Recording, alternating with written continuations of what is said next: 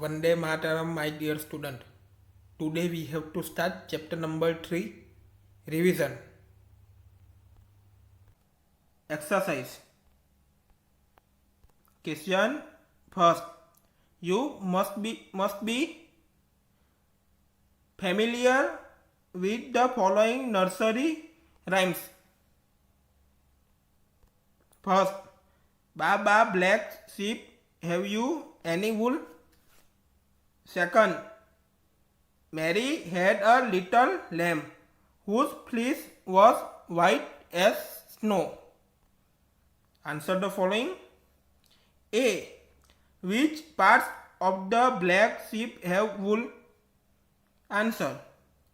The fine and soft under hair that grows close to the skin of the sheep have wool. के उसके जो hair होते हैं वो कैसे होते हैं? फाइन होते हैं, सॉफ्ट होते हैं, तो उसका ग्रो होता है वो क्लोज टू द स्किन, के स्किन के पास से वो होते हैं, और उसमें से हम शीप है तो उसमें से क्या मिलता है? हमको वूल मिलता है. B. What is mean by the white fleece of the lamp? Answer. B. White fleece of lamb means the color of the fleece of lamb is white. The natural fleece of sheep and goat is black, brown or white. तो जो white fleece होते हैं lamb, तो means colour of the fleece lamb is white, तो उसका colour कैसा होता है? व्हाइट होता है. और जो नेचुरल जो sheep एंड goat होते हैं तो उसका हेयर कैसे होते हैं? ब्लैक होते हैं, ब्राउन होते हैं और व्हाइट होता है. Question second. The silkworm is A. A caterpillar. B. A larva. Choose the correct option. First A, second B, third both A and B, fourth neither A nor B. तो उसमें answer हमें क्या आएगा? Both, third, both A and B आएगा. Question third. Which of the following does not yield wool? तो उसमें क्या आएगा? First yak, second camel, third goat, fourth woolly dog. कौन सा नहीं है? आंसर सिंपल है, four woolly dog. Question four. What is mean by the following terms? First rearing. तो रियरिंग की हमें फॉलोइंग टर्म्स देखने की है. Rearing. It is raising and taking care of livestock, example cows, buffaloes, goats, for commercial purpose. तो जो भी लोग क्या राइजिंग करते हैं, टेकिंग केयर करते हैं, क्या पालते हैं? काउस, बफेलो, गॉड्स, वो कॉमर्शियल पर्पस के लिए सब लोग उसका राइजिंग करते हैं, उसका रिंग करते, उसको पालते हैं. This animals are fed, provide shelters and are bred for better like milk, meat, wool etc.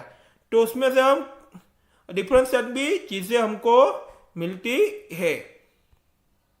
For example sheep are reared mainly for the wool. तो sheep में से जो भी sheep को पालते हैं उसमें से क्या मिलता है? wool मिलता है. They are mainly reared in area with low rainfall. और जो भी लोग sheep को पालते हैं वो कैसे जगह में रहते हैं? जहां बारिश कम होती है, लो रेनफॉल होता है, वहां लोग रहते हैं. Reared sheep eat grass and leaves. तो जो reared sheep होते हैं, जो sheep को पालते हैं, जो पालतू जो होते हैं, तो वो लोग क्या करते हैं? ग्रास एंड लीव्स खाते हैं.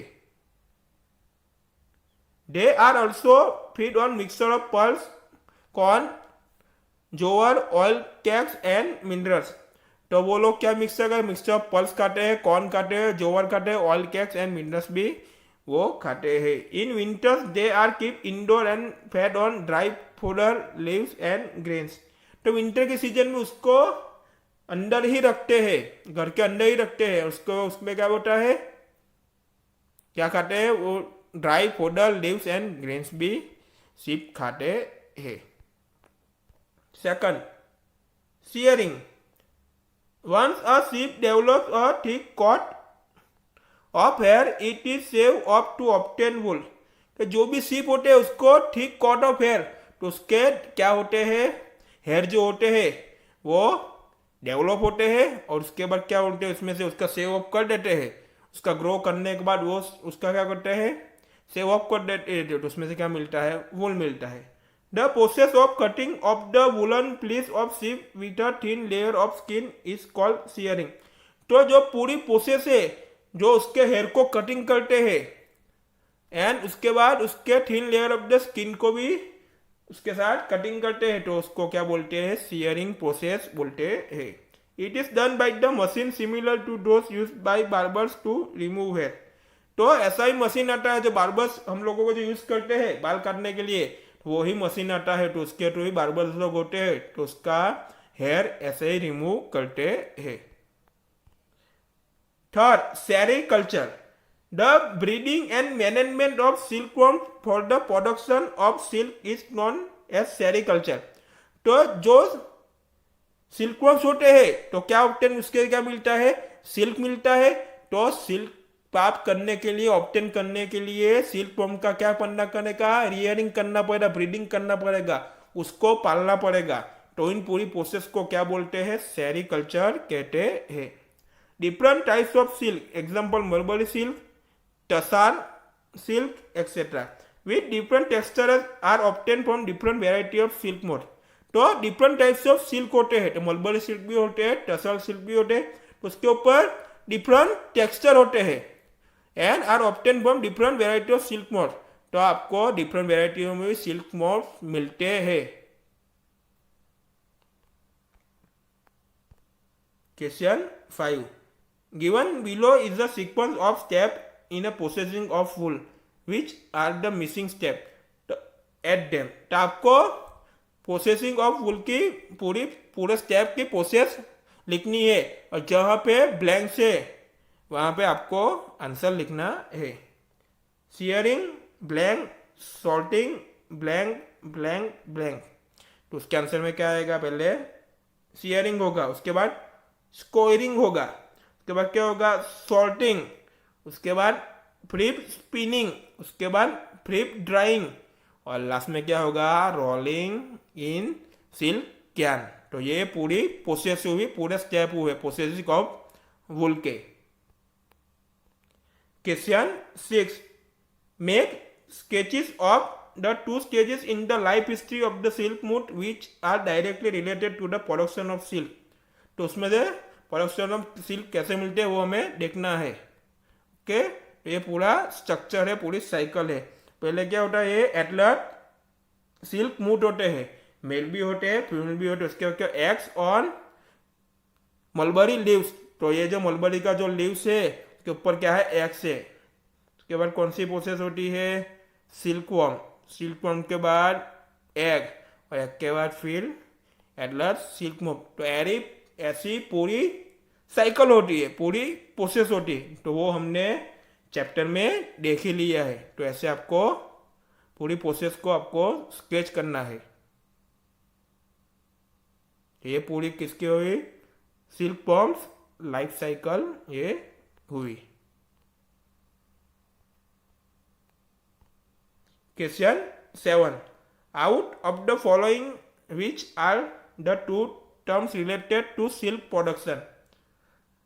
तो उसमें क्या दिया है, sericulture, floriculture, moriculture, apiculture and सिल्विक culture.